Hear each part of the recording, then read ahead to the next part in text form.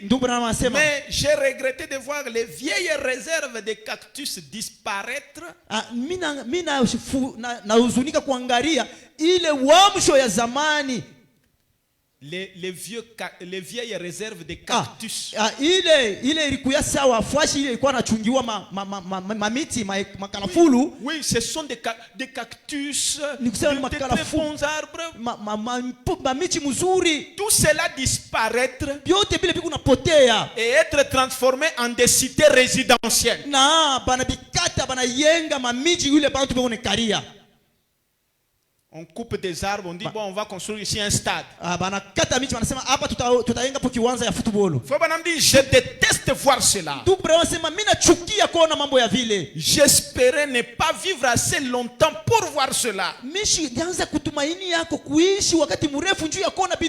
Hapana, sikuanza sema nitaishi njutu yanje kuona bintu bya vile. Mimi wazia hata sema nikufe avant pour que shone bintu bya hivi.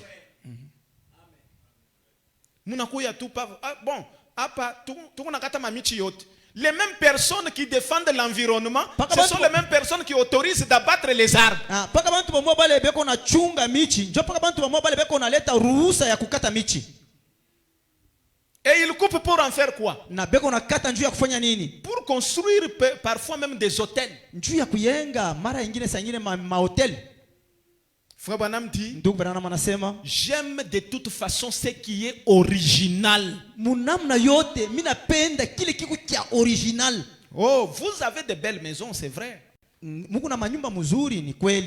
c'est perverti. Ça, c'est ce que l'homme a fait. Écoutez, selon moi, selon Branham, la beauté, buzuri. Les sœurs, vous comprenez? Badada muna shikia. La beauté, buzuri, ce n'est pas ce que l'homme a fabriqué. Aina kile muntu arijitungi yako. Mais la beauté pour moi, lakini buzuri njuu yangu, ce sont les choses telles que Dieu les a créées. Ni bintu paka vile Mungu alibiumba. Contempler simplement cela, c'est ainsi que j'aime cela. Muwe mubiangalie tu bile ni mzuri kabisa. Ce que l'homme a créé, ce n'est pas beau. Kile muntu anatengeneza akina mzuri. D'ailleurs, l'homme fabrique. Ata vile muntu anajitungi yako. Il va prendre des produits. Atabeba hii matière fulani. Il mélange quelque chose là-bas. Anachanga ama na bintu bingine. C'est déjà perverti. Bile nibisha kuharibika. Amen. Amina. Frère Branham dit, ndugu Branham anasema, mais notre nation se meurt. Sasa taifa yetu yo inakufa. Ou plutôt notre peuple se meurt. Au bantu betu bwa beko nakufa. Ou tout ici se meurt. Au bintu byote hapa biko nakufa. Je me suis tenu là où des grands pharaons s'étaient autrefois tenus. Milishimama pale ba pharaon ba kubwa bale balishimamaka tena. Et les grandes puissances qui ont dominé le monde. Ilema uwezo munene leri tawala dunia. Et il vous faudrait creuser jusqu'à une profondeur de 6 mètres sous terre pour retrouver les ruines de leur royaume. Inamifai tu muchimbule madakika 6 mètres mubulongo juu ya kupata uharibisho ya ufalme yao. Tous les pharaons d'Égypte que nous étudions à l'école aujourd'hui, pour retrouver l'endroit où ils étaient, il faut creuser à 6 mètres pour retrouver leur cité. Et aujourd'hui les explorateurs, ils trouvent des cités sous la terre pour dire que tout ce qui avait la gloire autrefois, aujourd'hui ils sont enterrés. Un grand pharaon, aujourd'hui, pour retrouver même l'endroit où il y avait son trône, il faut commencer à creuser pour retrouver l'endroit. C'est pour vous dire que même si vous avez la gloire aujourd'hui, utukufu leo ça prendra fin. itakuya paka na mwisho. Même si les gens commencent à vous complimenter, Hata kama bantu wanaanza kukusifu na kupitia mikono, ça prendra fin. itafika paka kumwisho. Il n'y a qu'une seule personne Kuku paka tu muntu moya dont la gloire est éternelle. ule utukufu iku ya milele. C'est le Seigneur Jésus-Christ. Bwana Yesu Kristo. La parole de l'heure. Neno ya wakati. Elle, Na nous l'adorons. Maintenant, ile neno tukuna yabudu hapa sasa. tant que nous sommes ici, nous l'adorons. Hivi tuko hapa tukuna yabudu. Dans l'au-delà, nous l'adorerons toujours. Ya pili tutayabudu paka. Parce que sa gloire est éternelle. Juu ile utukufu yake ni ya milele. Ta gloire va prendre fin. Utukufu yako iko na mwisho. Frère Branham dit les gens qui ont dominé autrefois. Ndugu Branham, bantu wale balitawala ile mara ingine. Aujourd'hui, Leo ils se retrouvent sous la terre. banajikuta chini ya bulongo benye kufwa. Vous êtes une jeune fille. Uko kiana mwanamke. Vous avez du succès dans le quartier. Weye uko na kavumo mu quartier mule onekala. C'est vous la fille qu'on cite partout. Wewe njo binti ule banatayaka fwashi yote. Ta gloire Utukufu yako sera enterrée. itajikwa. Ta beauté Buzuri bwako sera enterrée. utajikwa.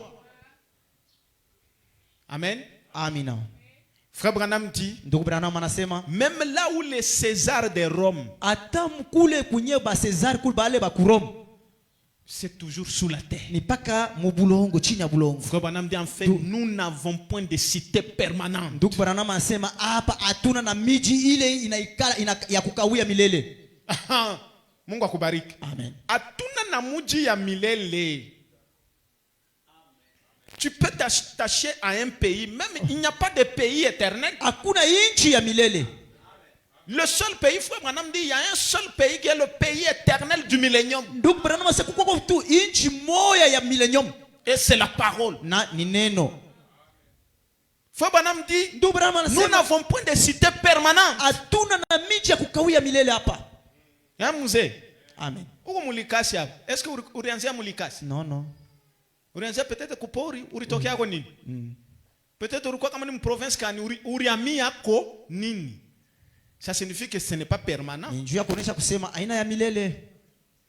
C'est pourquoi, Njoo kwa maana Frère Branham dit, nos espoirs ndugu Branham anasema makitumaini yetu ne reposent sur rien d'autre que le sang de Jésus et sa justice. aikale pa kintu kingine kuliko tu damu ya Yesu Kristo na uwaki yake. Il est quand tout cède autour de mon âme, Na wakati vyote binatoka kando kando ya nafsi yangu, kama bintu vyote vinaanza kuanguka kando kando yangu, il est alors mon espoir et mon soutien. sasa pale yeye njoo kitumaini yangu na wakunishikamanisha. Sur Christ, le roc solide, je me tiens.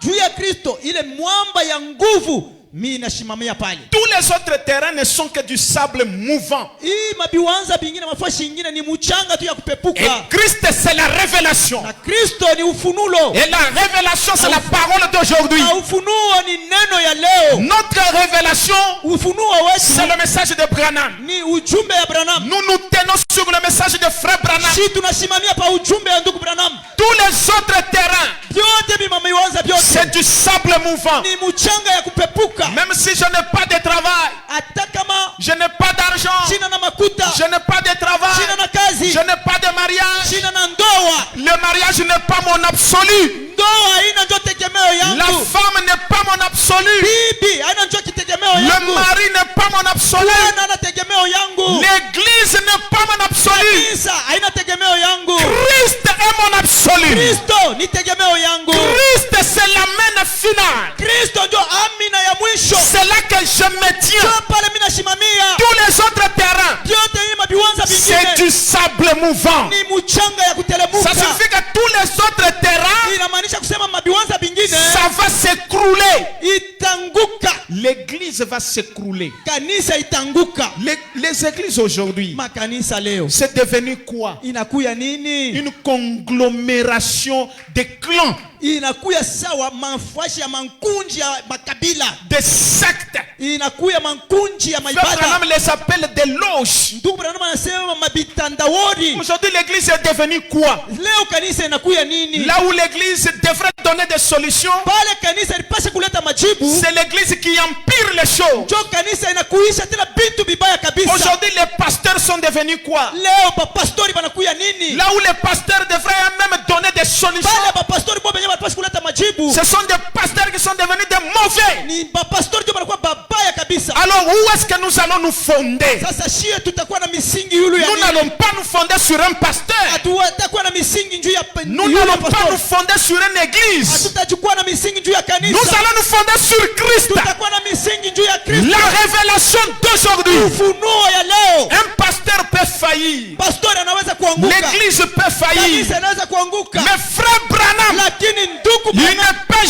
jamais faillir. kama hasiwezi kuanguka. Un prédicateur peut me décevoir. Mhubiri anaweza kuanguka, anaweza kunifanyia vibaya. Mais frère Branham Lakini ndugu Branham ne peut jamais me décevoir. hasiwezi kamwe kunifanyia vibaya. Comme je l'ai toujours dit, Pas vile mimi nasema si nous devons tous aller en enfer kama shebote tunaweza kwenda mwadezi à cause de frère Branham, juu ya ndugu Branham, c'est que l'enfer sera mieux que le ciel. ni kusema enfer ama adezi itakuwa mzuri kushindia kwa mbingu. C'est que c'était un problème seulement de terminologie, c'est que l'enfer c'est ça même le ciel. Ni mambo tu ya mianjiko, ni kusema ile adezi ndio mbingu. Frère Branham dit, Ndugu Branham anasema je préférerais mitapenda me tenir sur la Bible kuisimamia yulu ya Biblia que de me tenir au ciel. bali pa kusimamia kule kumbingu. Parce que la Bible dit les cieux et la terre passeront.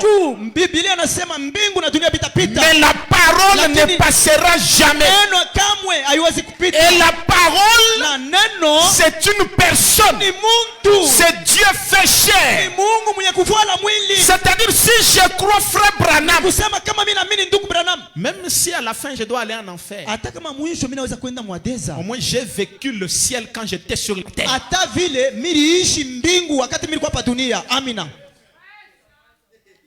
Bon, vous savez, Unajua, quand vous n'avez jamais été peut-être à Dubaï, unajua kama auyafikaka ako kule ku Dubai, vous n'êtes jamais entré dans des maisons construites dans le style de Dubaï.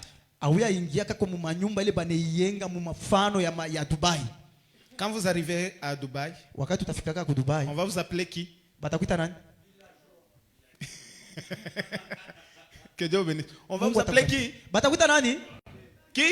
Nani? Villageois. Et Mungu vous savez wa bien kumukini. les conséquences de la villageoiserie. Na munajua tokeo ya kimukini. Vous avez déjà reçu un villageois chez vous? Tulishapokelea kako tu mtu anatokea kumukini kwako. Vous savez bien quels sont les dégâts il est capable de vous faire. Unajua ni bintu kani bila takufanishia. Si quelqu'un, le ciel, c'est une personne. Kama muntu, mbingu ni muntu. Si tu ne connais pas cette personne ici, Kama aumujue ule muntu hapa. imagine-toi comment tu seras villageois au ciel. Sasa ujiwazie kungapi utakuwa mtu wa kumukini kule kumbingu. Et quels sont les dégâts que tu vas causer au ciel. Na ni mambo kani mubaya ile utafanya kule kumbingu.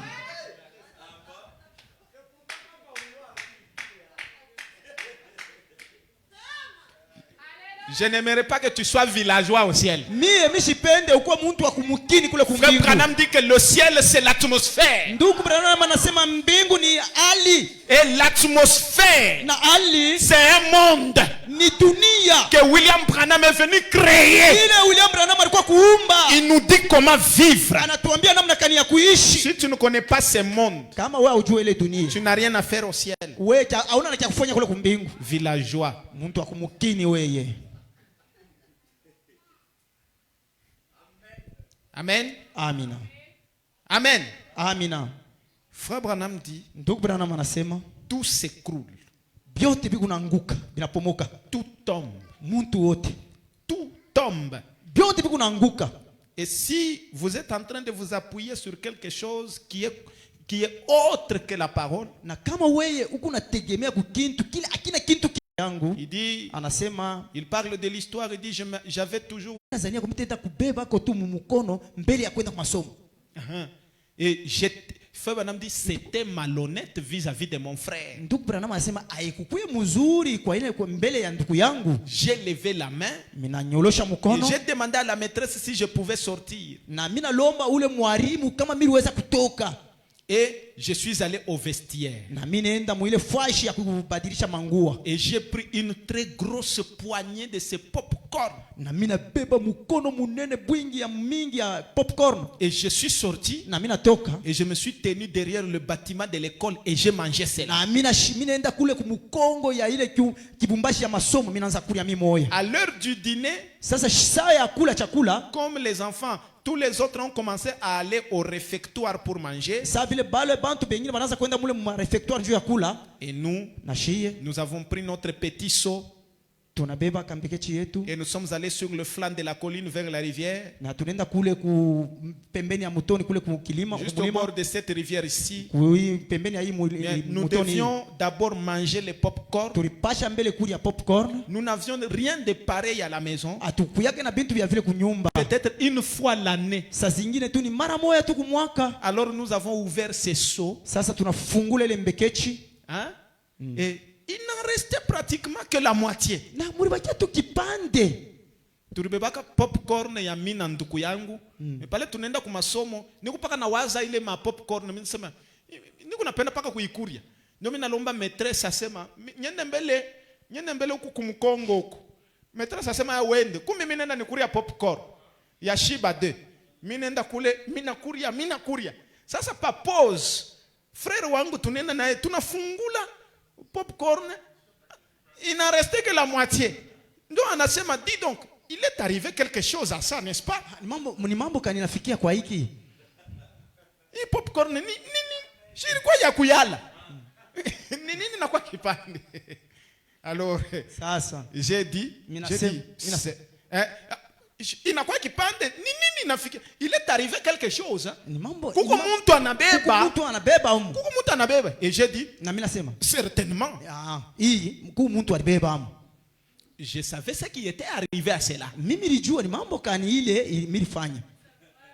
Et vous savez, Na unajua tout récemment, je venais du Texas. hapa tu nilianza kutokea kule ku Texas. J'étais très fatigué à la réunion. Nilikuwa mwenye kuchoka Et kwa je ile me tenais là kusanyiko. sur le côté. Na mimi nilishimama Et kule, ma femme est allée récupérer les enfants. na bibi yangu anaenda kubeba watoto Et yangu, il cueillait des violettes. na alikuwa anachuma ile maviolette, Et j'essayais de faire reposer ma tête. na mimi nilianza kupima kwa kulalisha kwa kichwa yangu. Et je me tenais là appuyé contre la clôture comme ceci en train de regarder. Mimi nilikuwa misha kutegemea ku kibumbashi ya mpango saa hivi unaangalia. Je me souviens combien nous alignions là-bas encore des petits gamins avec des trous à nos chaussettes.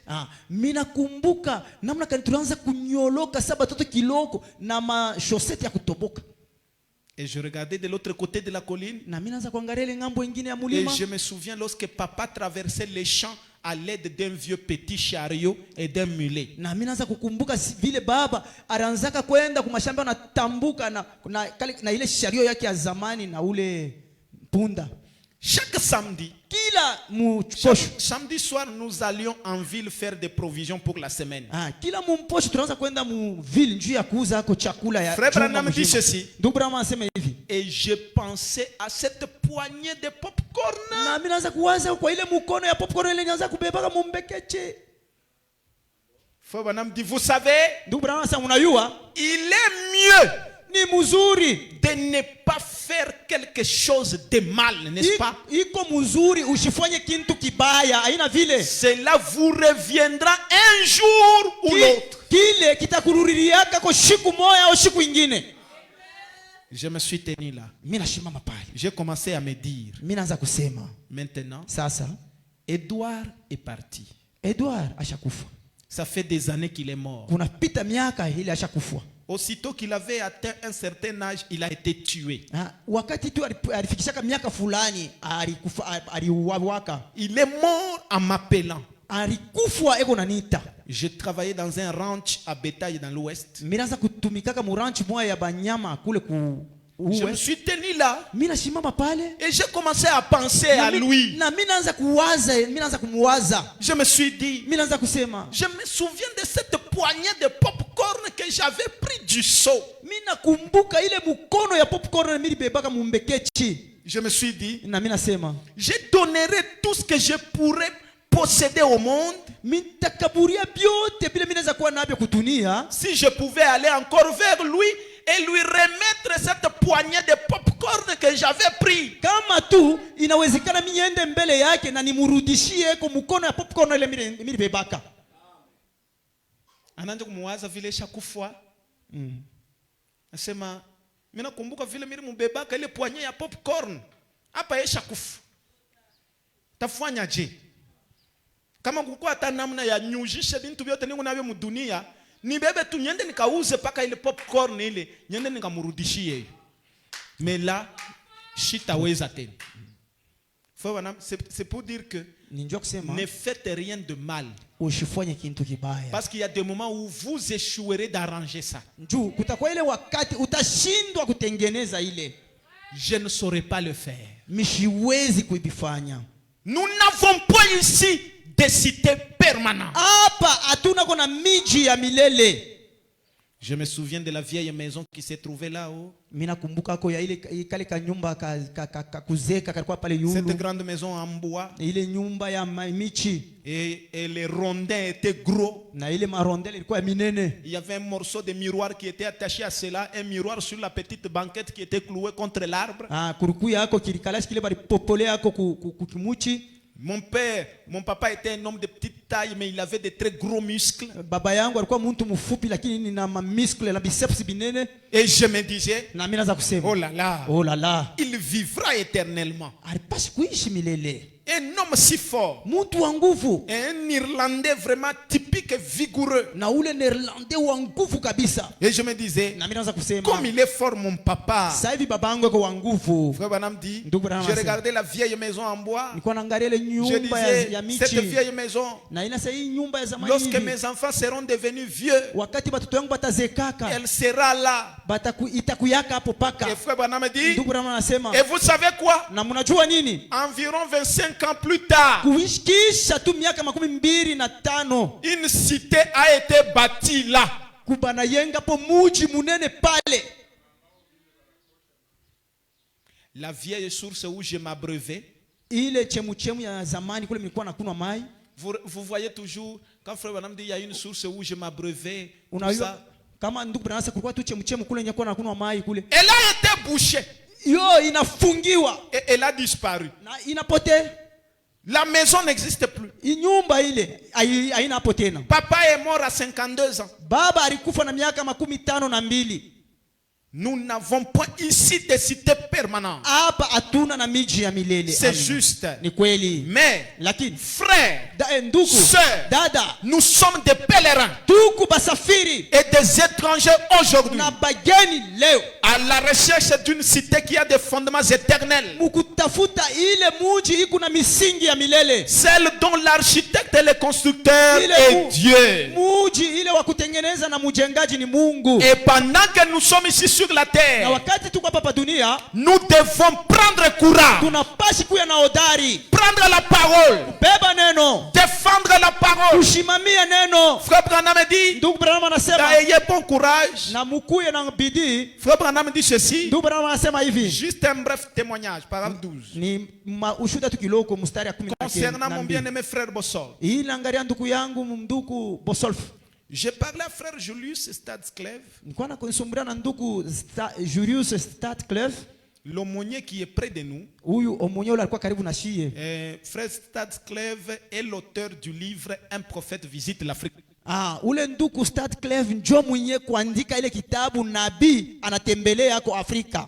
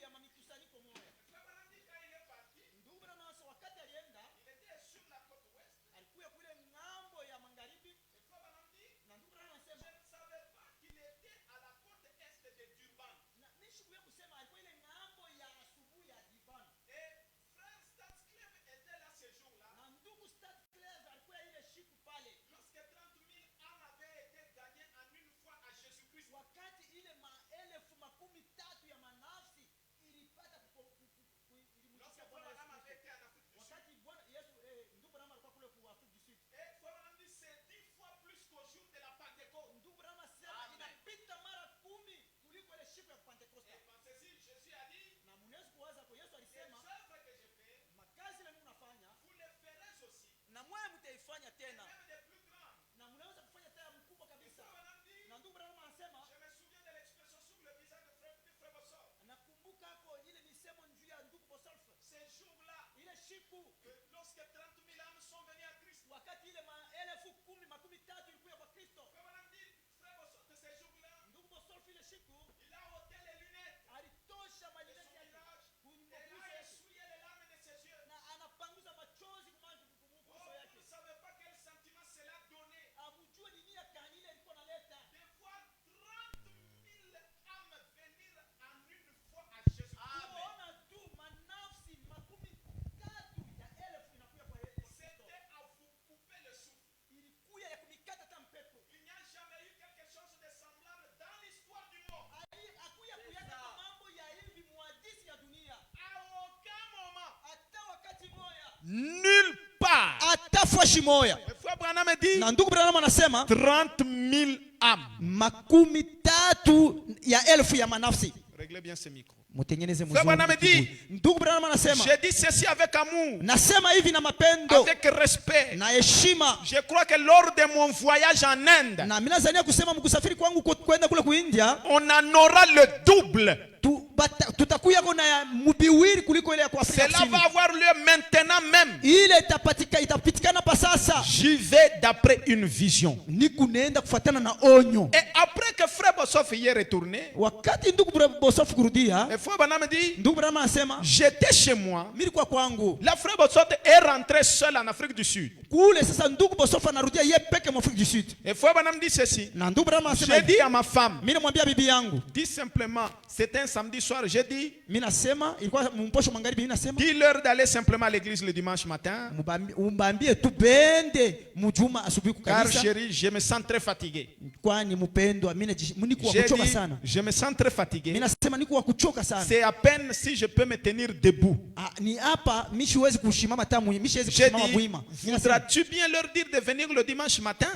unaweza kubambia bakuye kwa mjuma asubuhi. Et frère Branham dit, Na ndugu Branham anasema et après, quand nous avions fini, na kisha shi kumaliza c'était vers 20h, ilikuwa ma 20h, nous sommes entrés dans la voiture, tunaingia mugari, nous avons pris les deux petits enfants, tunabeba baba batoto kiloko bawili, nous avons fait un tour en voiture, tunafanya kwa tunatembea kwa mbele mugari. et frère Branham dit, Na ndugu Branham anasema j'ai descendu au sud de New Albany, nilikuwa nashuka kule kusini ya New Albany. pendant que j'ai roulé la voiture, Wakati nilikuwa naongoza gari, on dirait qu'un nuage était venu sur le pare-brise. unaweza kuona sawa ni wingo moja ilikuya pale pa paraprise. Et déjà quand ce nuage est venu, Na wakati ile muwingu pendant que ilikuya, frère Branham roulait, wakati ndugu Branham alikuwa anatembesha, c'était une vision. ilikuwa ni onyo. Et frère Branham dit, Na ndugu Branham anasema et à l'aube, quand je vois cela à distance, asubuhi wakati mimi kunaona ile kwa mbali, j'ai roulé pendant un petit moment en étant inconscient. miri tembe wakati mwa fulani shina tana zamiri. Donc il conduisait, Eko il n'est plus là-bas. Ashina tamu utaona sana ni mtu ashina tamu gari. Et frère Branham dit, Ndugu Branham anasema et peu après, na kisha ma femme continuait à me parler. bibi yangu yaliendelesha paka kunisumburisha. Et elle s'est demandé pourquoi je ne répondais pas. Sasa anaanza kujiuliza juu ya nini simujibu. Et lorsque je suis revenu à moi-même, Sasa wakati milirudia ndani yangu, j'étais monté sur une falaise très proche comme ça. J'étais tout à fait inconscient. militembea milipanda pa kintu moja milikuwa washikwa. Kisha na kutoka munjia ndisha kupanda sapa kikirima. J'étais dans une vision. Milikuwa muonyo. Et alors, Sasa quand je me suis arrêté, wakati milishimama, j'ai dit, minasema chérie, mpendwa, quelque chose est arrivé à frère Bossot. kuku kintu kimoja kinamufikia ndugu Bosolf. J'ai dit, Minasema je l'ai vu descendre du train. ni unamuona nashuka ku train, Et à ce moment-là, frère Branham ne sait pas que frère Bossot est en Afrique du Sud. Mwile wakati ndugu Branham ashuia sema ndugu Bosol feko kule kwa Afrika Kusini. Parce qu'il est rentré là, il était là tout seul. Njoo aliluria kule alikuwa yeye peke. Et je l'ai vu descendre du train. Namuona anashuka ku Et train. regarder en haut. Je l'ai vu aussi regarder en haut. Mimi namuona yuko naangalia yulu. Et puis s'écrouler par terre. Kisha nanguka.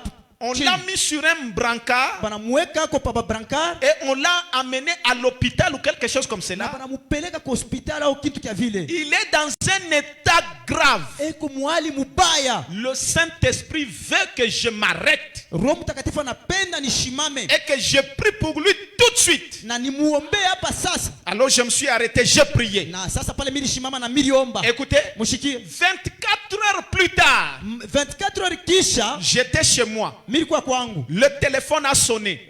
Telefoni inalia. Et ma femme a répondu au téléphone. Na bibi yangu anajibu ku telefoni. Elle a dit qu'on me demandait dans le télégramme. Na anasema raza kunilomba kule kwa telegram. Et j'ai pris le téléphone. Na mina beba telefoni. Et il était dit, Na ilisemewa hivi. s'il vous plaît, priez pour frère Bossot.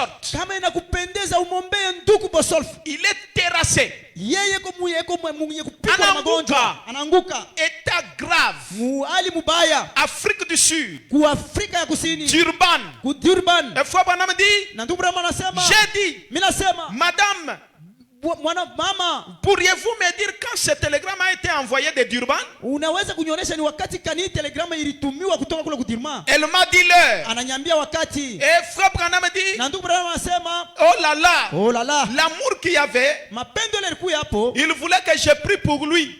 Alipenda ni muombeye. Et frère Bossot même et me croit. Ndugu Bosolf ananipenda na ananyamini. Il voulait que je prie pour lui. Alipenda ni muombeye. Frère Branham dit, Ndugu Branham anasema. et il a envoyé un télégramme. Na alituma ako telegram. Le moyen le plus rapide que nous avons vers ici. Namuna ya haraka ile tuku nayo hapa. Les télégrammes, c'est avant qu'on ait les SMS. Telegram ni mbele tukue na hii ma SMS tuku Et nayo. frère Branham dit, Ndugu Branham anasema. lui a envoyé le télégramme. Yeye alituma ako telegram. Mais l'ange du Seigneur Lakini malaika wa Bwana a précédé ce télégramme de 24 heures. alitangulia ile matelegrama siku moja. Vous voyez que quand frère Branham a eu la vision, Unajua wakati ndugu Branham alipokea onyo. quand il a eu la vision, Wakati alipokea onyo. et la chose ne lui était pas encore arrivée. Kitu akikumufikie mbele. Le message n'était pas encore envoyé. Ujumbe haikutumiwe. Il a eu la vision en avance. Alipata onyo mbele. Et le télégramme est arrivé avec retard. Sasa ile telegram ilifika nyuma. Mais à cette époque-là, Sasa kuile wakati ile. c'est le moyen le plus rapide. Jo ilikuwa namuna ya mbio. Mais l'ange a précédé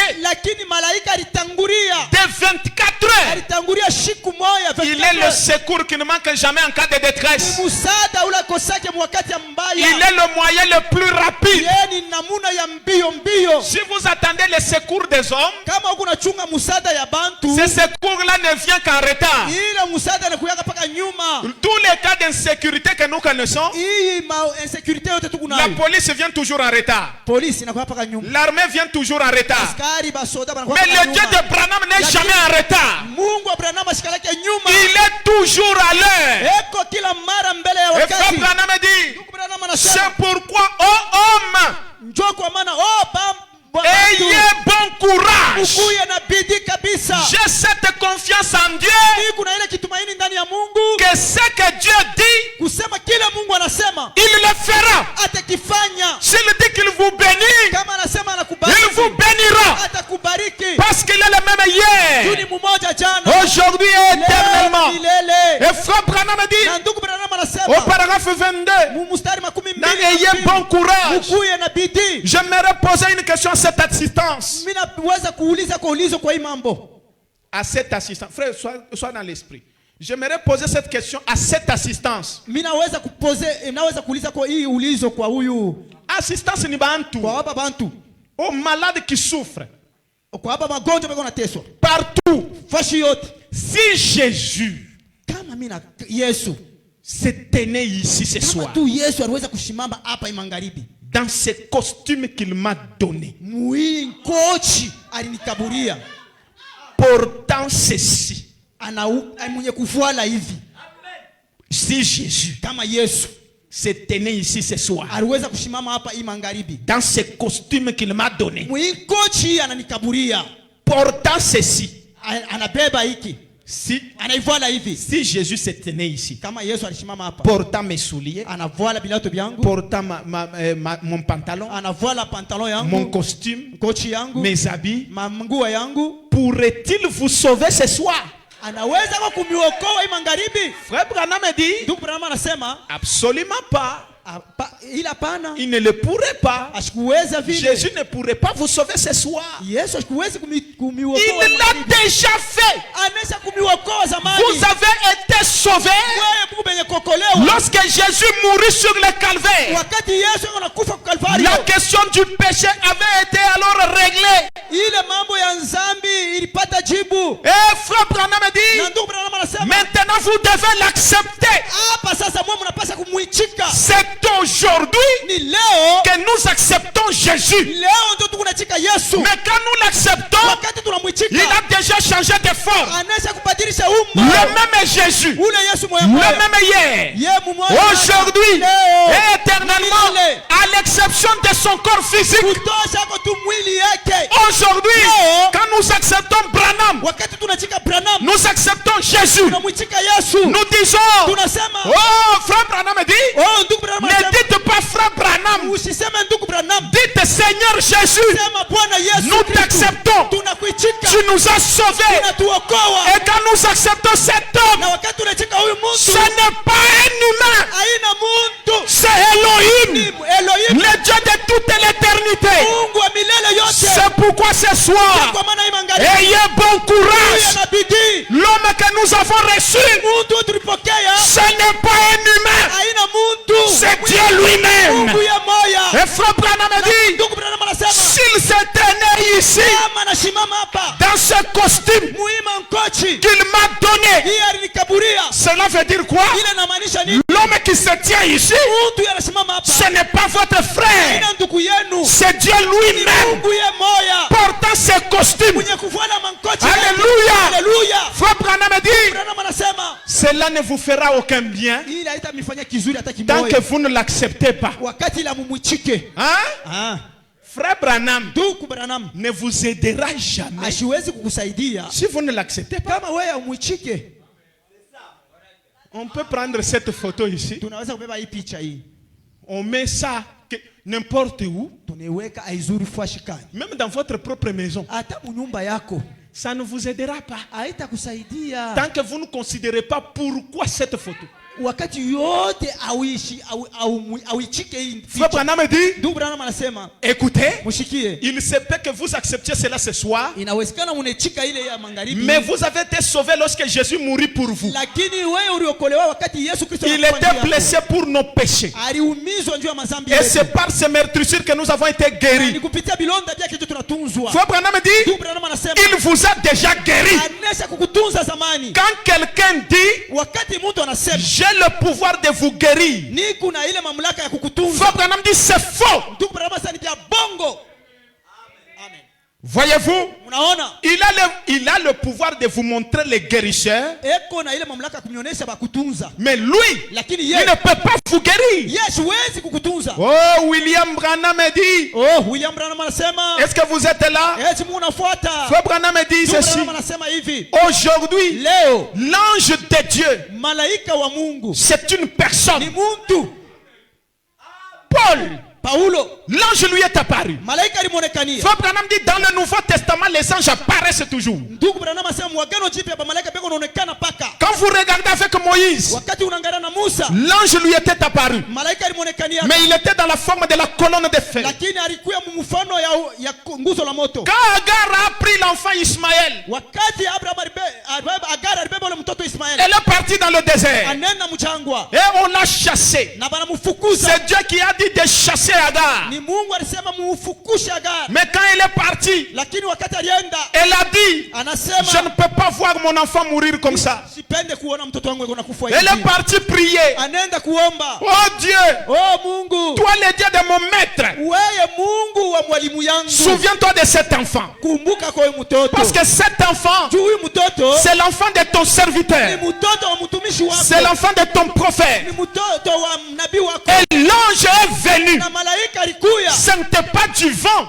Haikuwe mpepo. Ce n'était pas une pensée. Haikuwe mawazo. L'ange était une personne. Malaika alikuwa muntu. Un humain. Muntu. Il a dit lève-toi. Anasema shimama. Et quand il a vu, Wakati aliona à côté, il y avait une source d'eau. kulikuwa chemu ya maji. Le Dieu qui peut créer Mungu ule anaweza kuumba. dans un endroit désert, Muile fashi ya jangwa. un endroit où il n'y a pas d'eau, Fashi muna mai. mais à cause de la parole d'un ange, Juu ya misemo ama misemo ya il malaika. crée une source Anaumba chemu. dans un endroit désert, Fashi ile ya jangwa. là où les gens ne s'imaginent pas, Pale bantu bawazie batakuwaza. là où il n'y a pas d'espoir. Pale hapana kitumaini. Il y a un messager tout au long des âges. Huko wako mjumbe mkadiri ya Il est arrivé une fois dans une terre. alifika mara moja fashi moja hivi pamoja. Les gens qui cultivaient là-bas, il n'y avait pas de récolte. Watu walikuwa wanalima pa ile fashi hapo kwanza kuvuna. Et il a dit, Yeye anasema je suis un homme de Dieu. mimi niko mtumishi wa Mungu. Comme j'ai piétiné cet endroit, Mimi nafinyanga pa hii fashi. allez cultiver. Mwenda mkarime. Il y aura des récoltes. Mtakuya mavuno Et mzuri. jusqu'à aujourd'hui, Na leo la terre est fertile. ile bulongo mkubwa mboleo. Abraham me dit, Ndugu Branham anasema vous voyez, unaona écoutez, mushikie. maintenant, Sasa écoutez, mes amis, barafiki yangu je ne peux que, mimi naweza tu je ne suis qu'un humain. niko tu muntu. Je ne suis qu'un homme. Niko tu muntu mwanaume. Mais Lakini cela doit venir du Dieu Tout-Puissant. ile inapasha kutokea kwa Mungu wa uwezo. Écoutez, Mushikie. avez-vous observé le maître? Eti mulimuona ko mwalimu. Avez-vous observé Jésus-Christ? Eti mulimuona ko Yesu Kristo. Il entrait dans une ville, Alikuwa anaingia ndani ya mji mwa fulani. accomplissait peut-être un seul miracle, Alikuwa anatimiza saa zingine tu muujiza moja. et puis quittait cette ville. Na kisha anatoka mwile mji. Et il y avait beaucoup de lépreux à l'époque d'Élisée. Na kulikuya babukoma ba mingi ile wakati ya Mais un Elisha. seul a été envoyé vers lui, c'était Naaman. Lakini ule moya tu ule balimutumaka kwa Elisha alikuwa tu ni Naamani. Frère Branham dit, Ndugu Branham anasema le seul moyen pour moi de le révéler, namna tu hii moya kwangu juu ya kumfunua c'est quand j'observe, c'est quand je sens quelque chose provenant de la personne me donner accès à cette puissance surnaturelle. ni kama mimi nasikia kitu kile kinatokea kwa mtu kinanikaburia ile uwezo kwa hii uwezo ya kimungu. Frère Branham dit, Ndugu Branham anasema vous voyez, munaona eh bien, mzuri lorsque Dieu devait libérer les enfants d'Israël, wakati Mungu alipasha kutosha watoto wa Israeli Frère mtumwa. Branham dit, Ndugu Branham anasema Dieu aurait pu envoyer l'ange là. Mungu alipasha kutuma malaika kule. Vous voyez, Munaona? vous voyez, Munaona? il aurait pu dire, Aliweza kusema Gabriel, va là-bas. Gabriel wende kule. Il pouvait laisser l'ange aller lui-même. Alipasha kuacha malaika anaenda ye peke. Mais Lakini au lieu de cela, pari ya ile écoutez, mushikie il a envoyé anatuma l'ange malaika parler eko nasema à travers la voix d'un homme. eko nasema kupitia sauti ya mtu. J'envoie mon ange devant toi. Mimi natuma malaika wangu mbele yako. Mais l'ange là, c'était qui? Sasa malaika yule alikuwa nani? C'était la voix d'un homme. Ilikuwa ni sauti ya mtu. Et eux ne voyaient jamais l'ange. Na bo alikuwa naona malaika. Ils voyaient Moïse. Alikuwa naona Musa. Dieu, Mungu, écoutez, mshikie, a utilisé l'homme, a toujours utilisé l'homme pour son œuvre. Mungu anatumikishaka paka mtu juu ya kazi yake. Et frère Branham dit, Na ndugu Branham anasema, vous voyez, munaona? et de même aujourd'hui, Na kitu kimwa leo, pendant que Dieu agit, wakati ile Mungu ako natenda, écoutez, mshikie, écoutez s'il vous plaît, mshikie, si vous construisez une maison wakati unajenga nyumba et que vous disiez, na unasema telle personne ne convient simplement pas ici, muntu wa vile ashiwezi Muntu fulani ashistahili hapa. ashistahili hapa. car regardez là où se trouve tel bloc, cette grande ouverture ici. Munaona kule kuko ile ngambo hii mulango iko hapa. Frère Branham dit, Ndugu Branham anasema, continuez à construire la maison. wewe endelesha kujenga nyumba. Dieu a un autre bloc qui conviendra à cet endroit-là. Mungu yuko na fwashi ile itastahili pa ile fwashi ile. De même aujourd'hui, Kitu kimwa na leo. pendant que Dieu agit, Wakati ile Mungu yuko natenda, oublions ça. Tusabwe hii Et entrons droit dans l'esprit du Dieu Tout-Puissant. na tuende penye kunyoloka muroho ya mtu, ingia penye kunyoloka muroho ya Mungu wa uwezo yote. Et là, Na mule kama tunenya muro ya Mungu, et là, na mule mule ndani, contemplons sasa, mule ndani tuangalie la maison de Dieu restaurée une fois de plus. nyumba ya Mungu yenye kurudisha kipya mara ingine. Au jour où Dieu rassemblait son peuple, Ile siku ile Mungu alianza kukusanyisha taifa yake, une grande persécution frappa le peuple. mateso muneno lipika taifa, Et Moïse fut envoyé comme libérateur. na Musa alitumiwa sawa wa mkombozi. Et Frère Branham dit, Na ndugu Branham anasema, et aujourd'hui, na leo Frère Branham dit, ndugu Branham anasema, si je viens ici à Phoenix kama mimi nakuya huku ku Phoenix en tant que prophète sawa nabii, et que je n'accomplis pas les œuvres d'un prophète, na mimi sitimize makazi ya nabii, alors ne me croyez pas. sasa pale mshinyamini. Mais si je viens au nom du Seigneur Jésus, Kama mimi nakuya mchina la Bwana Yesu selon Kristo, la prophétie, kufuatana na unabii, et en tant que son serviteur, sawa mtumishi wake, et que j'accomplis les œuvres qui sont écrites na mimi natimiza makazi yenye kuandikwa concernant son serviteur, ile inaangalia mtumishi wake, alors croyez-moi, pale mnyamini, le ferez-vous? mutaifanya. Si les sourds n'entendent pas, Kama biziwi abishikie, les muets ne parlent pas, babubu abaseme, les aveugles ne voient pas, vipofu abaone, les estropiés ne marchent pas, vilema bitembeye. si des prophéties ne sont pas données sur les péchés des gens, Kama ile maunabii aileteo juu ya mazambi, yule mazambi ya et bantu, que vos péchés de l'enfance ne sont pas dévoilés, na ile mazambi yenu ya pabutoto haifunuliwe, alors sasa pale, croyez que cet ange qui est venu vers moi est un imposteur, na sasa muamini kusema ule malaika alikuwa kwangu ni mdanganifu, et que moi aussi je suis un imposteur. mimi nakuwa wa kudanganya. Mais si cela se manifeste ici, Kama ile kunaonekana hapa sur l'estrade devant vous, hapa pa hii huku kumazabau mbele, croyez cela muamini ile, et repentez-vous de vos péchés, na mutubu kumazambi yenu, car l'heure de sa visitation est proche. saa ya kututembelea iko karibu. C'est vrai. Ni kweli. Frère Branham dit, Ndugu Branham anasema, vous voyez, unaona ces dons, ni ile izawadi, si vous aviez prié kama mliomba et demandé à Dieu na kuomba kwa Mungu d'envoyer un don, ya atume kwa zawadi, il l'a envoyé. anesha kuituma. Et Frère Branham Na dit, ndugu Branham anasema, vous voyez, unaona, et Frère Branham dit ceci, ndugu Branham anasema, oh peuple, oh taifa, levez-vous au nom de votre Seigneur, mulamuke mjina Bwana wenu, réclamez le privilège que Dieu vous a donné. mudai mabati la Mungu alimikaburia. Frère, le salut c'est votre privilège, Banduku, hii wokovu ni bati yenu, la guérison c'est votre privilège, na umatunzo ni bati yenu, les bénédictions c'est votre privilège. baraka ni mabati yenu. Frère Branham dit, Ndugu Branham anasema, l'heure pour vous d'être guéri est là. saa kwenu njuu ya kutunziwa yoi. Débarrassez-vous de tous les formalismes. Mwachane tu na vile vyote vya matengenezo. Débarrassez-vous de toute cette religion des rites. Mwachane tu na ile madini ya rite Ya mabisela, ya frère. mabisela.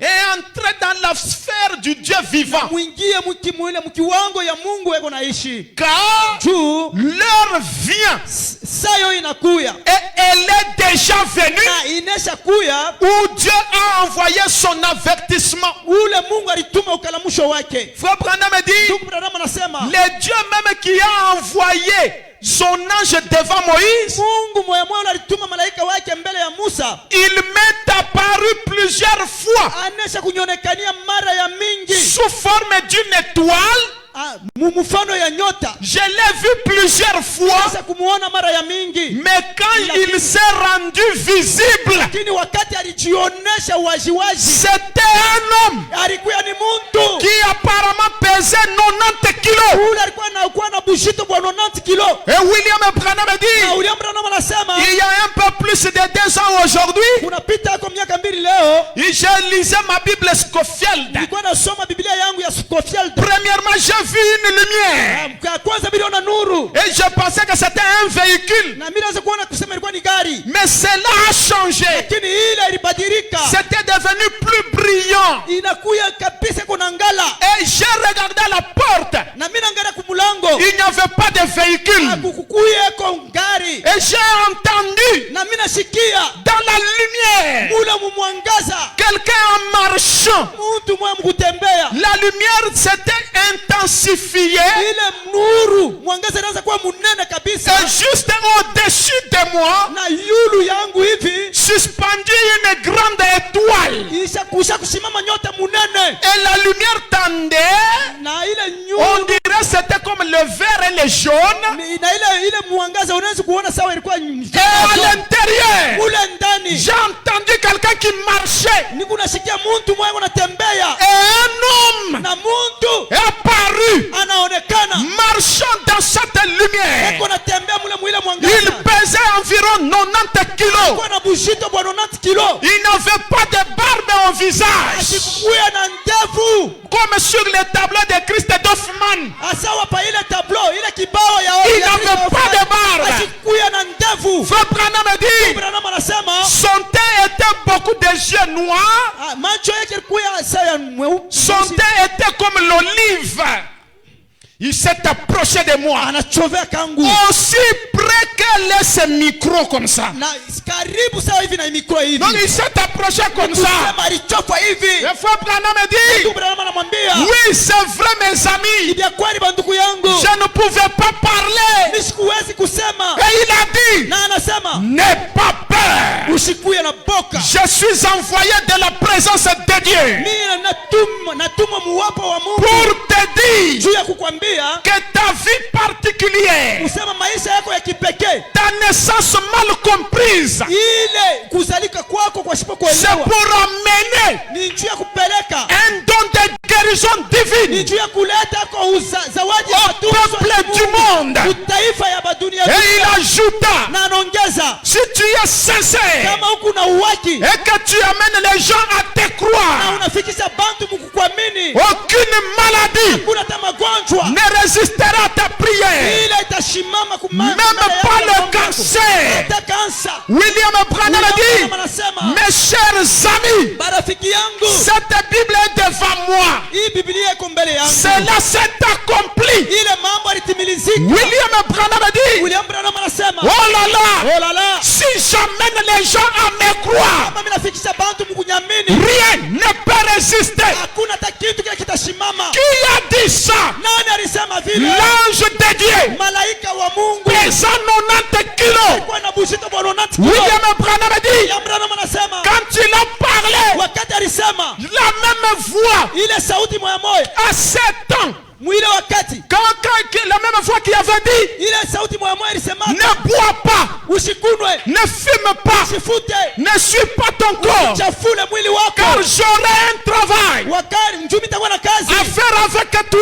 kazi ya kufanya na wewe. La même voix, Ile sauti moya moya c'était le même ange, alikuwa ni malaika moya le moya, même Dieu. Mungu moya moya. William Branham dit, William Branham anasema vous pouvez ressembler des milliers d'anges, munawezi kukusanyisha ba malaika milioni na mamilioni, mais je peux reconnaître sa voix. lakini minezi Je peux reconnaître son visage. minezi kuona uso Et le wake. même ange, Ni malaika moya moya il est ici, eko hapa au 7e son tabernacle, humu mumuri wa saba maskani pour répondre aux problèmes des gens. kujibu kwa mambo ya bantu. Frère Branham dit, Ndugu Branham anasema vous voyez, unaona, je me demande ni unajiuliza si la petite fille espagnole kama huyu tu binti wa Kispanish de Sacramento qui était assis dans la salle cette nuit, ule alikala mu chumba hii magharibi, Elle se disait, alikuwa anasema je ne peux pas arriver là où se trouve frère Branham. mimi siwezi kufika pale peko ndugu Branham. Elle était là au milieu de beaucoup de gens. Alikuwa katikati ya bantu bamingi. Elle était estropiée. Alikuwa kilema. Elle a dit, Anasema je ne peux pas arriver là où se trouve frère Branham. siwezi kufika pale panajikuta ndugu Branham. Mais Lakini si seulement il me regarde dans les yeux, kama tu anaweza kunyangalia mumacho, Branham ananyangalia mumacho, je serai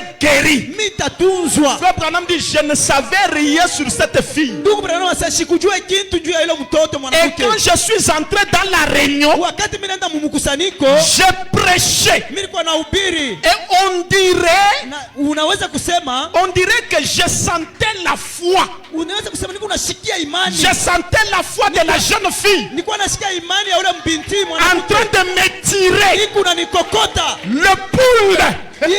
Ile Aujourd'hui, le troisième poule, leo mkokoto wa tatu c'est la création par la parole. kuumba kupitia neno. Est-ce que votre foi ce soir Acha malaika imani ne yako peut pas aussi toucher frère Branham? haiwezi kugusa ndugu Branham. Est-ce que votre foi ce soir Ati imani yako ne peut pas toucher William Branham? haiwezi kugusa William Il est le souverain sacrificateur. kuhani mkubwa. Il peut être touché Anaweza kugusiwa par les sentiments de nos infirmités. kupitia maneno Branham a dit, ndugu Branham Je anasema sentais nilikuwa nashikia et je regardais vers le bas. na mimi naangalia mle mpia basa. J'ai dit, Mimi nasema cette jeune fille huyu mtoto mwanamke assise très loin là, mwenye kuikala kule mbali kule, dites-lui de venir ici. mumwambie akuya hapa. Frère Branham me dit, Ndugu Branham anasema quand elle a vu que je l'ai regardé, wakati aliona mimi namwangalia elle a failli s'évanouir.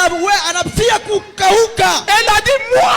Anasema mie. J'ai dit, oui, vous. Nasema kwani wewe? Oui, j'ai dit aussi ce Na soir. hii magharibi na mimi nasema Oui, c'est vous. ni wewe. C'est vous. Ni wewe. Ce n'est pas quelqu'un d'autre. Haina mtu mwingine. Aujourd'hui, c'est ta chance. Leo ni bahati yako. Aujourd'hui, c'est ton tour. Leo ni uturu yako. Ne dites pas que c'est moi. Hapana kusema ni mimi. Oui, oui, c'est vous. Hiyo ni wewe. C'est ton tour d'être béni. Hapa ni turu yako ya C'est ton kubarikiwa. tour d'être guéri. Ni turu yako ya kutunziwa. C'est ton tour d'être dans la joie. Ni turu yako ya kuingia mfuraha. Oui, c'est vous. Ndiyo ni wewe. Frère Branham me dit, Ndugu Branham anasema je dis oui. mimi nasema ndiyo.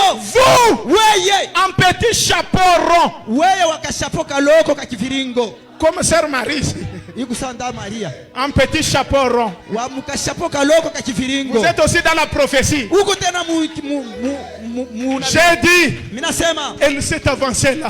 kuna chofa kule kumbele. Elle souffrait de la tuberculose. Alikuwa na malaria tuberculose. J'ai dit, Mimi nasema vous souffrez de la tuberculose. wewe ni magonjwa ya tuberculose ndio inakuteswa. Mais ainsi dit le Seigneur. Lakini hivi Bwana anasema, Frère Branham dit c'était tout. ndugu Branham anasema C'était fini. kunamalizika. Le lendemain matin, Kesho yake asubuhi elle a donné son cœur à Christ.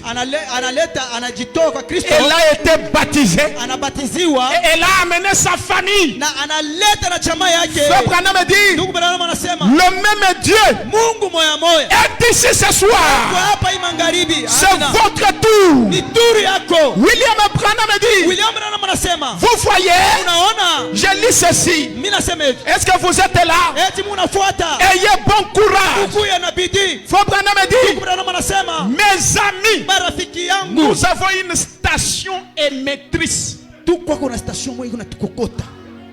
Tuko na station. Tuko na station. Inatuma masinyo. Amen. Station. Tuko na station. Notre radio. Radio yetu. Allô, allô. Alo, kule tuko na. Est-ce que vous me recevez? Eti unanipokea? Est-ce que vous me recevez? Eti unanipokea? La station émettrice, Ile station elle se trouve au ciel.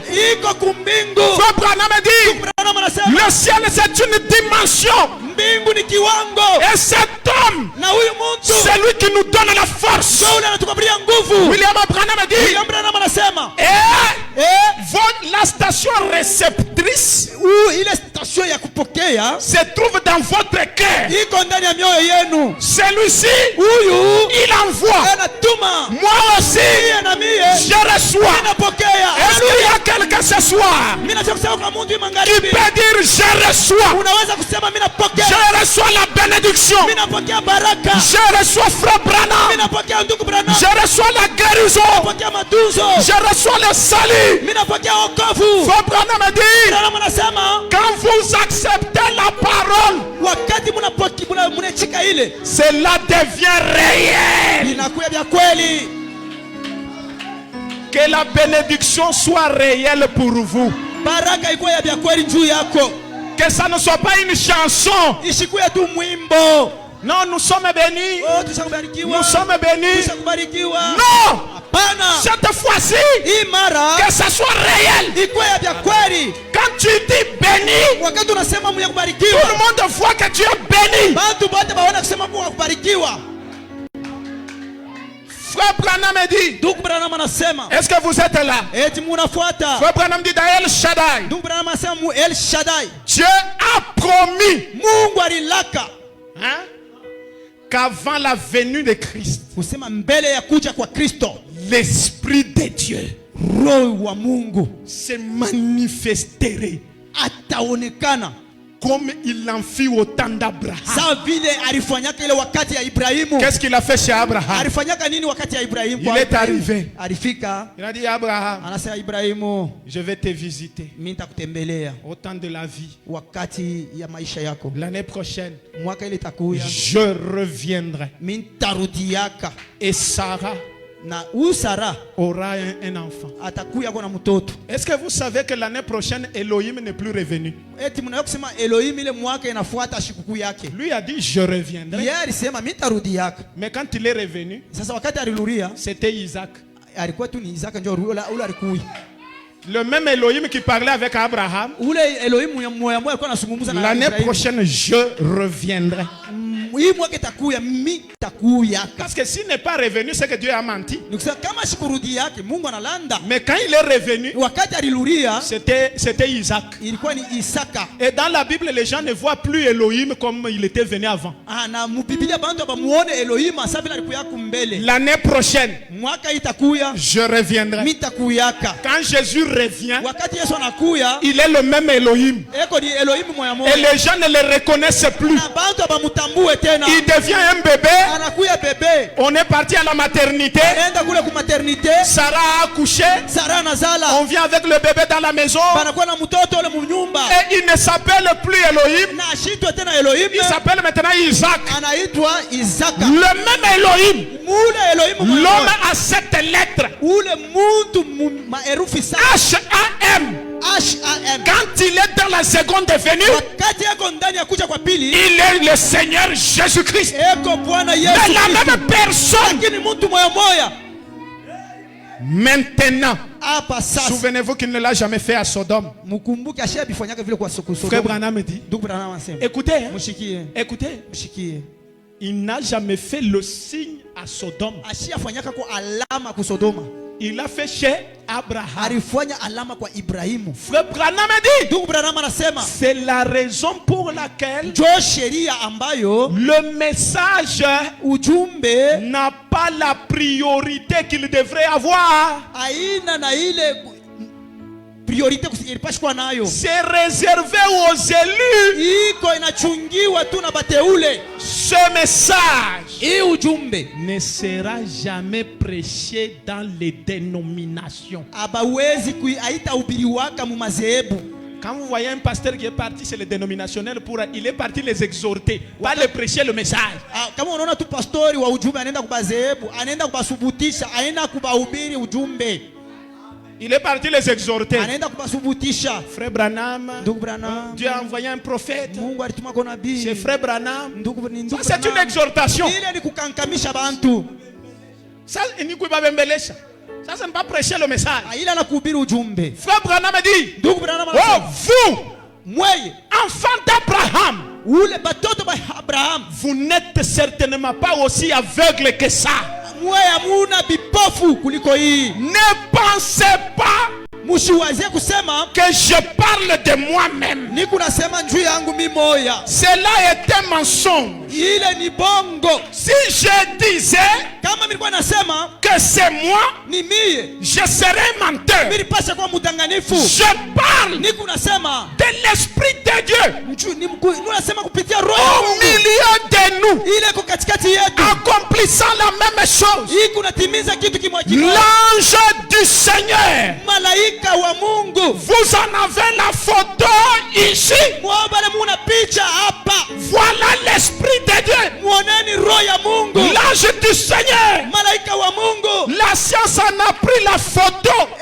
Elimu ilibamba picha. Georges Lassie a examiné George Lassie anachunguza cette photo à Houston. hii picha kule ku Houston. Il a dit, Anasema Frère Branham, ndugu Branham, j'ai souvent dit mimi nasema kila mara que c'était de la psychologie. kusema ilikuwa ni mambo ya kuwazia yako. Il a dit, Anasema je me garde bien de dire cela. mimi nachunga mzuri kusema ile. Désormais, je ne le dirai plus. Shikia, mimi sitabisemaka tena. Je pensais que c'était de la psychologie. Unaanza kuwazia kusema ni mambo tu ya kuwazia kwa ya Mais mkichwa basi. l'œil mécanique Lakini ile roho, ile richo de ya cet appareil photo ya hii picha hii ne captera pas la psychologie. haiwezi kubamba mawazo ya bantu. La lumière Mwangaza a frappé l'objectif.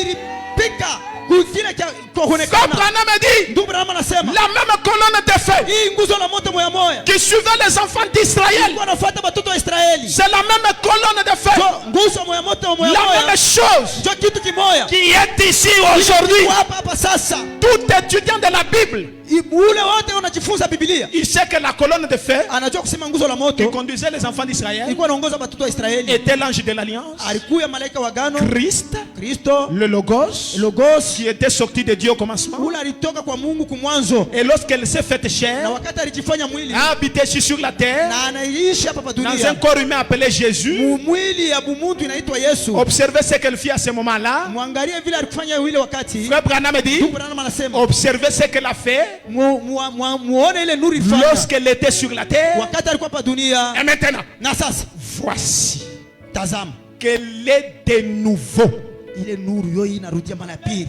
ici, hapa ce soir, hii magharibi, habitant ikunaishi en nous tous. ni yetu shebote, L'église universelle kanisa ya ulimwengu mzima accomplissant la même chose. ikunatimiza kitu kimwa kimoya. Jésus-Christ est le même hier, aujourd'hui et pour toujours. Yesu Kristo ni mmoja jana leo na milele. Frère Branham dit, Ndugu Branham anasema vous voyez, munaona. et maintenant je lis Na la sasa, dernière citation. ninasoma usomi ya mwisho. Doivent commencer. Ni kuanzia mweye ndio pale bintu vyote vinapasha kuanzia. Un chrétien ne doit pas espérer faire les choses que les autres ont déjà fait. Mkristo siwezi kutumainia kufanya bintu bila bantu wengine washafanyaka. Soyez le commencement. Wewe kuya mwanzo. Amen. Là où les autres n'ont jamais osé, Pale bantu wengine baya pimaka hata kwanza. vous soyez la référence. Wewe ukuye wakati utaanza bantu wote baanze kuangalia pale. L'étoile du matin. Nyota ya asubuhi. Ah frère Ibi, abayebi fanyak.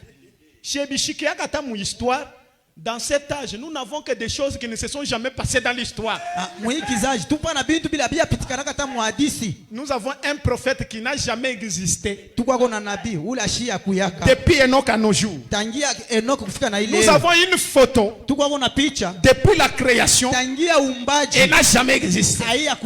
Nous avons la nuée. Des choses qui n'ont jamais existé dans l'histoire. Nous avons l'original. Et vous, soyez l'original. Soyez le commencement. Vous, étoile du matin. Vous, qui êtes sortis de la poussière des ornières du péché. Le lys sort d'où? De la boue, du péché, de la honte. Mais quand ça se bat, ça se bat contre le péché. Et puis quand ça sort, la Bible dit, dans toute l'histoire, même Salomon n'a jamais été vêtu comme le lys. lys. ashia voilaka sawa ile ua. Quand vous regardez le lys, Wakati munaona ile ua, la combinaison des couleurs, ile marangi rangi nye kuchangana, c'est très beau. ni mzuri. Le parfum est beau. Ile manukato iko Mais ça mzuri. vient d'où? Sasa inatokea wapi? Ça vient du péché. Inatokea muzambi. Vous Mweye qui êtes sortis du péché, benye kutoka muzambi, des familles souillées, machama ya des uchafu, mariages compliqués. ile mandoa ya kuvuruka. Vous, Mweye vous aujourd'hui, mweye leo qui avez reconnu le soleil de la justice, bale balitambua jua ya uwaki, brillez, ikunangaza, brillez aujourd'hui. ikunangaza leo. Frère Branham me dit, Ndugu Branham anasema vous êtes sortis. mwe mulitoka. Dieu a fait de vous Mungu alimifanya, des étoiles brillantes. Mungu alimifanya manyota ikunangaa. Ah, qui peut me dire amen à ça? Banani wanasema amina kuiki. Où est-ce que Branham est venu? Branham anatokea wapi? D'une famille de contrebandiers d'alcool. Mu jamaa ya bantu bakunwa mpombe. Ana bakunywa bakuipika. Bakuipika pombe. Kwa hapo njoo kwenye bako nepika lutuku. Il est venu d'où? Anatokea wapi? De la boue. Mupotopoto. Mais Dieu a fait de lui l'étoile du matin. Lakini Mungu anamfanya nyota ya asubuhi. Son nom il a rendu comme celui des grands. Na njina yake anaifanya njina saa ya bale bantu bakubwa Il banene. ne se passe pas 3 minutes dans le monde entier comme on puisse citer le nom de Branham. Mui dunia mzima akupita madakika 3 bila kutaja njina ya ndugu Branham. Même quand tu dors, tu vois Branham. Hata wakati unalala unaona Branham. Même quand tu te réveilles, Hata wakati unashimama tu penses à Branham. unawaza Branham. Même les païens, Hata bapagano, ils connaissent au moins Branham. hata vile ni bapagano lakini wanajua Branham. Mais il est venu d'où? Sasa anatokea wapi? De la poussière, Mumavumbi, de la boue. mupotopoto. Jésus est venu d'où? Yesu anatokea wapi? De la poussière, Mumavumbi. de Nazareth. Kule kuna Nazareti. Une ville sans réputation. Ile muji ya bila kavuma. Mais Dieu l'a souverainement élevé. Lakini Mungu alinyanyula hayo kabisa. Et Frère Branham dit, vous aussi, Na wewe ndugu anasema na mwana Dieu vous a tiré du péché Mungu anamitosha muzambi afin que juu vous brilliez mupate kuangaza à kuangala côté de l'étoile brillante du matin. pembeni ya nyota ya kuangala ya asubuhi. Tu peux me dire amen à ça? Branham anasema amina Frère kuii. Branham me dit, Branham anasema Dieu vous a sauvé Mungu alimiokoa pour que vous brilliez juu muangale à côté pembeni de l'étoile brillante du matin. pembeni ya nyota ile kunaangala ya asubuhi. Quand les gens vont commencer à prêcher Branham, Wakati bantu wataanza kuhubiri Branham, ils me prêcheront aussi. batanyubiri na mie. Amen. Quand les gens vont commencer à dire, Wakati bantu wataanza kusema vraiment, kweli le Dieu de Branham est vivant, Mungu wa Branham eko ils naishi, vont aussi me citer. batanita yako na mie. Pendant que les gens vont commencer à prêcher frère Branham, Wakati bantu wataanza kuhubiri ndugu Branham, ils me prêcheront aussi. batanyubiri na mie. Priez aussi. Angala na wewe. Priez aussi. Angala. Ne soyez pas dans les ténèbres. Usikwe mungiza. Priez Angala. à côté de frère Branham. Pembeni ya ndugu Branham. Quand on prêchera Branham, Wakati batahubiri Branham, qu'on te prêche aussi. kuhubiri na weye. Quand on prêchera le message, Wakati batahubiri ujumbe, qu'on te prêche aussi. kuhubiri na weye. Frère Branham dit, Ndugu Branham anasema, vous êtes les messagers huku bajumbe de ce même message. ya hii ujumbe moya moya. Répétez après moi. Mupituluka Je suis le messager du message. Je suis le messager du message. Je suis le messager de ce message. Je suis le messager de ce message. Et le message et le messager sont un. Japo ujumbe na mjumbe ni kitu kimoja. Je suis le message. Niko ujumbe. Je suis Branham. Niko Branham. Frère Branham a dit, Branham anasema un militaire.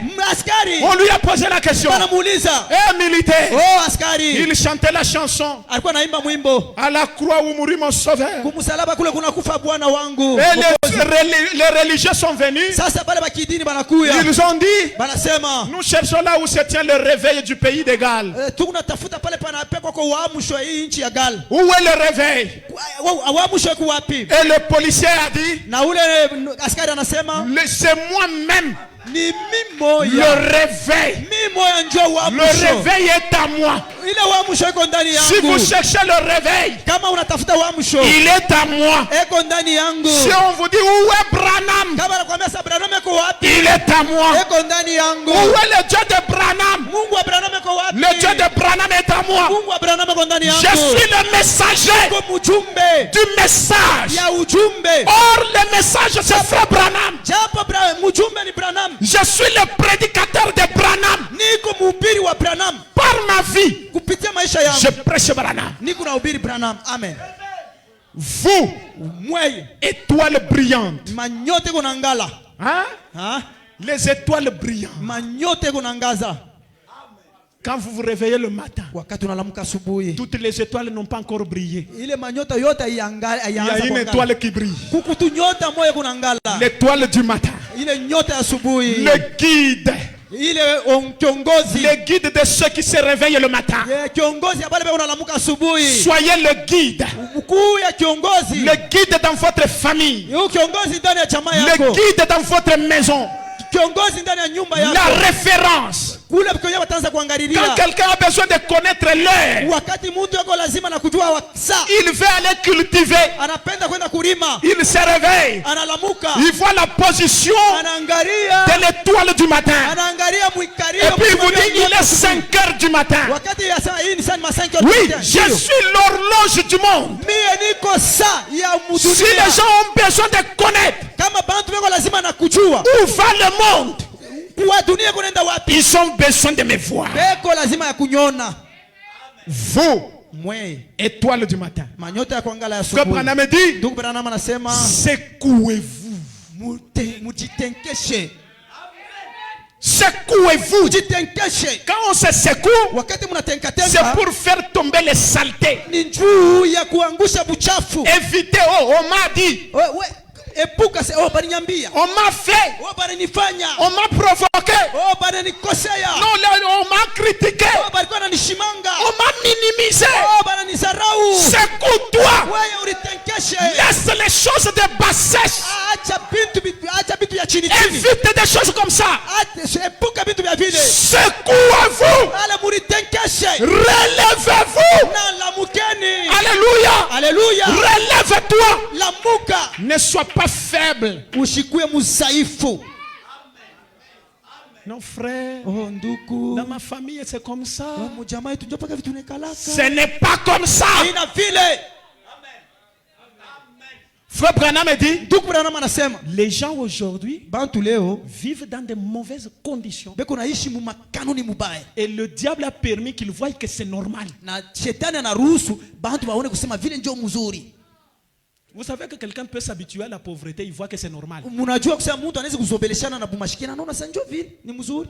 Quelqu'un peut vivre dans une maison de paille, il voit que c'est normal. Mtu anaweza kuishi mkanyumba kama nyasha anaona sasa ni mzuri. Et quand vous, est-ce que vous savez que si vos parents ont déjà vieilli au village, si vous les amenez en ville, ils ne vont pas traîner à mourir. Eti mnajua kusema kama bazazi yenu ni benye kuzeka banazekia kumukini. Wewe unabatosha kumukini unabaleta mu ville. Abata wanakufa. Est-ce que vous savez ça? Eti mnajua vile? Parce qu'ils se sont déjà habitués à une vie. Tubasha kuzobelea kwa maisha mafulani. Ne vous habituez pas à la mauvaise vie. Mushizobelee maisha mubaya. Ne vous habituez pas à la pauvreté. Mushizobelee bumashikini. Ne vous habituez pas au péché. Mushizobelee kuzambi. Ne vous habituez pas à la maladie. Mushizobelee na magonjwa. Amen. Quelqu'un qui est habitué, Tulesha kuzobelea kalwa. kwa vile nerifinika kama madra yake ya buchafu. Ndio vile sha kuzobelea. Tina maoma aimubambake tena. Son corps est immunisé contre les mauvaises conditions. Est-ce que vous savez qu'il y a des frères qui ne tombent pas malades même s'ils vivent dans de mauvaises conditions? Est-ce que vous savez ça? J'ai connu un frère. Depuis que je le connais, il n'a jamais passé nuit pendant une pakitanda. Il est chini. Et il ne tombe jamais malade. Et quand je lui parle, je dis frère,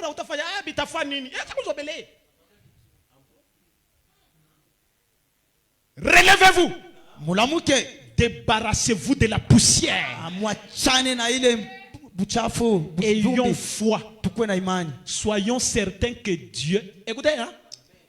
Soyons certains que Dieu est ici pendant que nous prions. Levons-nous. Levons-nous. Ayez bon courage. Ayez bon courage. tukuwe na hodari. Dieu est ici. Mungu eko hapa Pendant que nous prions, wakati tukunaomba. nous allons chanter un peu la victoire est dans le sang. Tutaimba hako kidogo, ushindi Et iko ndani ya puis, nous damu, allons prier. kisha tutalomba. La victoire est dans le sang. Alléluia. Dans le Sang de Jésus-Christ, mon sauveur. mon sauveur, La victoire est dans le sang.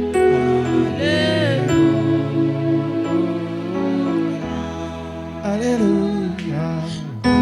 Jésus, la gloire, lui l'honneur. Jésus, gloire. Gloire et gloire et gloire et puissance en l'agneau. Oh, des dieux. Gloire et gloire et gloire À lui l'honneur. la victoire est dans les sangs. Alléluia. Alléluia. Jésus, la gloire. Nous allons prier le Seigneur Tutaomba Bwana selon la parole que nous avons entendue. kufuatana na neno yetu tunataka kushikia. Nous prions, Tukunaomba Seigneur, Bwana, donne-moi le courage. unipe hodari. Tu as parlé par la voix de l'ange. Ulisema kupitia sauti ya malaika. Donne-moi du courage. Unipe hodari, Que je ne sois pas faible. nishikuye muzaifu, Que je prenne du courage. nikuye na hodari, Que j'aille de l'avant. niende kumbele, Que je sois le commencement. nikuye wa kwanza bintu, nikuye wa kwanza. Même si il y a des doutes, Hata kama kuku mashaka, mais que moi je ne puisse pas douter. lakini mie nishishakie. Même s'il y a des critiques, Hata kama kuku vya kushimangana, que j'aille de l'avant. mie niende paka kumbele, Que je sois le commencement. nikuye wa mwanzo. Que je ne puisse pas faire ce que les autres ont déjà fait. Nishifanye kile bengine washafanyaka, Mais que je fasse ce que le monde n'a pas encore fait. na nifanye kile dunia haiyafanyaka. Que je sois le début, Nikuye wa kwanza, l'étoile du matin, nyota ya asubuhi, la référence. ile kule kwa kuangalilia. Seigneur, Bwana, toi le Dieu de Branham, wewe Mungu wa Branham, ne me laisse pas m'habituer aux mauvaises conditions. usinyache nizobeleane na makanuni mubaya. Je ne veux pas vivre dans de mauvaises conditions. Nisipende kuishi mu mahali mubaya, Je veux vivre dans de meilleures conditions. napenda kuishi mu mahali mzuri. Prions le Seigneur. Tuombe Bwana.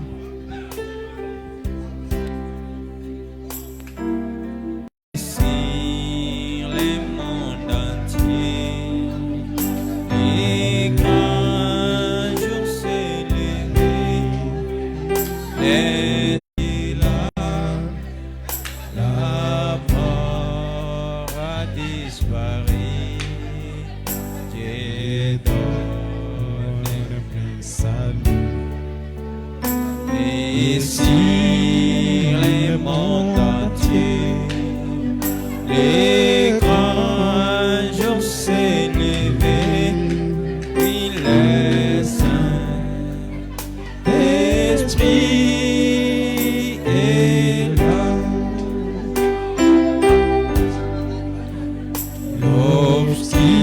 L'obscurité s'enfuit, la lumière a jailli, chassé des cœurs troublés, toute incrédulité, car Christ, les rois des rois, répand l'esprit des foi, oui, le Saint-Esprit est là. Le Saint-Esprit est là.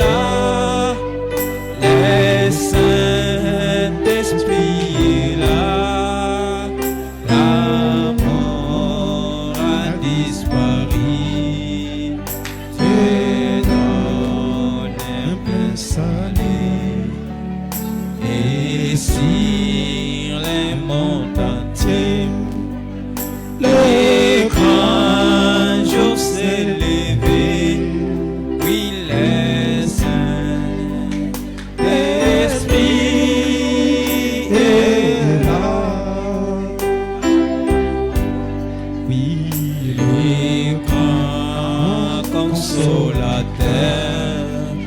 Viens remplir tous les cœurs, l'esprit de vérité nous met en liberté. Il ouvre les prisons, répand la guérison. Les saints esprits est là. Oui, les saints esprits est là. Les saints esprits est là. Chante leur liberté. Christ a tout accompli. Il a donné l'esprit. Voyez trembler l'enfer. Oh, car dans tout l'univers, les saints d'esprit est là. Oui, le Saint-Esprit est là. Oui, le Saint-Esprit est là. Oui, la mort a disparu. Dieu donne un plein salut. Et sur le monde entier. Oui, le grand jour s'est levé. Oui, le Saint-Esprit est là. Je vais prier le Seigneur. Nitaomba Mungu.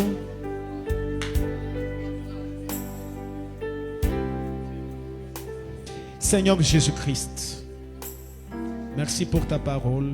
Merci pour William Branham. Merci pour l'ange de Dieu qui a parlé par la voix d'un homme. Seigneur, merci pour Malachie 4. Merci pour Luc 17 et 30. Merci pour Apocalypse 10. Merci, Seigneur Dieu. Merci. Seigneur Dieu, finis le problème. Finis les plaintes. Finis les lamentations. Finis la douleur. Seigneur Dieu, que la joie s'installe. Que la paix s'installe. Que le sourire s'installe. Au Père Céleste, que la prospérité s'installe. Et que Seigneur, désormais, que le 7e saut soit une référence. Au nom de Jésus-Christ, délivre-le de la peur, de la honte, de la culpabilité. Toi qui peux enlever la honte, enlève la honte sur tes enfants. Au nom de Jésus-Christ, élève-le Seigneur. Le monde les a rejetés. Les amis les ont rejetés. Seigneur Dieu, toi, recueille le Père. Et qu'ils soient tes enfants dans ton royaume. Au nom de Jésus-Christ. Que ce soir la maladie. On a quitté Moura, on est parti, on a quitté Milumba vers Moura, puis après au cimetière. Tunatoka hapa Milumba, tunaenda kumura, tunatoka kumura kisha tunakuya tena kumakaburi. Que Dieu bénisse pour les gestes. Mungu abariki njoo ya ile tendo. Que Dieu bénisse. Mungu amibariki. Les petits gestes que nous faisons. Kale tuka tendo kidogo tunafanya. Ça compte toujours. Keko na hesabiliwa paka. Et ça peut sauver une âme. Na kanaweza kuokoa ako nafsi moya. Et ceux-là qui n'ont pas encore contribué, na bale abakulete ko nous mchango. leur demandons de voir le frère Dan parce que demain nous avons rendez-vous avec leur famille. Na tunalomba ko bamone ko nduku Dan njoo kesho tulipenda kuonana kuna jamaa yao. Et que Dieu vous bénisse richement. Vya kweli Mungu amibariki kabisa. Nous sommes une église peut-être en nombre, nous sommes très peu. Tuku kanisa saa zingine mubwingi tuku kiloko, mais nous sommes une grande église, lakini tuku kanisa munene, une très grande église. Kanisa munene zaidi. Le frère lui ne vient pas ici, ndukule ashiku yake mwi kanisa, et il m'a dit au cimetière, na akuule kwa makaburi aliniambia, il a dit vous m'avez vraiment marqué. Ah, kweli kweli munanikaburia nguvu, Et même le munanishangaisha. militaire là qui